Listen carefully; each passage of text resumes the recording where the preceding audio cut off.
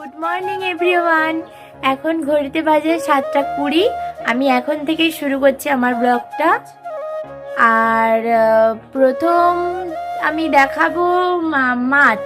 তো আমার বাবা সকাল সকাল উঠে পড়ে বাজার থেকে নিয়ে চলে এলো 2 রকমের মাছ। এবার আমি সেটা দেখিয়ে দিচ্ছি তোমায়।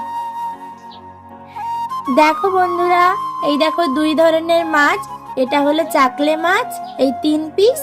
আর এখানে আছে 1 2 3 4 5 6 6 পিস ফারসে মাছ। তো মা এখানে নিয়ে নিয়েছে একটুখানি উনুনের ছাই, কারণ এই মাছটা কুটতে গেলে হাত কাটার সম্ভাবনা থাকে, মানে গায়ে একটু স্লিপারি হয়ে থাকে। এই জন্য একটু ছাইতে ঘষে নিলে তখন ওর স্লিপারি ভাবটা একটু কমে যায়, আর হাতটাও তখন কাটার সম্ভাবনা থাকে না। এই জন্যই মা এইভাবে মাছ কেটে নেয়। এগুলো কি বলে বলো তো? এগুলো কচু পাতা। ঘরের সাইন করার জন্য আমি আমার রুমেও রেখে দিয়েছি, ওটা আমি পরে দেখিয়ে দেবো।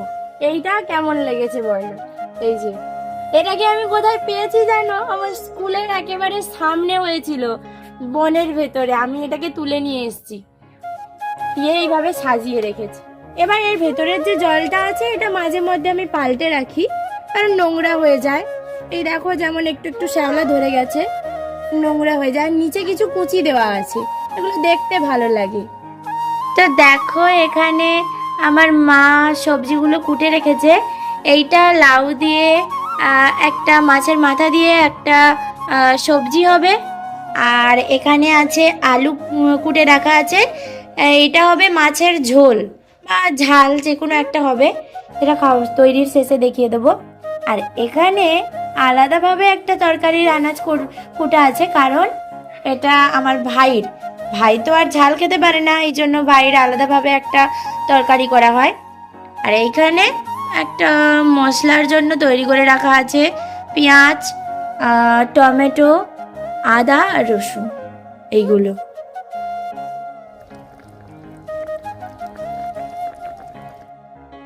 আমি এবার স্নান করে চলে এসেছি। এবার এই ভাত বাড়ছি। কুমড়ো দিয়ে আলু দিয়ে একটা সবজি হয়েছে, আর এই একটা ঝোল হয়েছে, ফারসা মাছের একটা ঝোল।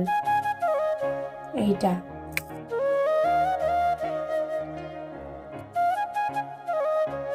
আজ স্কুল থেকে চলে এলাম, এই সবে মাত্র এলাম। দেখো আমার সামনে আমার ভাই কিরকম দাঁড়িয়ে আছে। এই বস না আমার কোলে।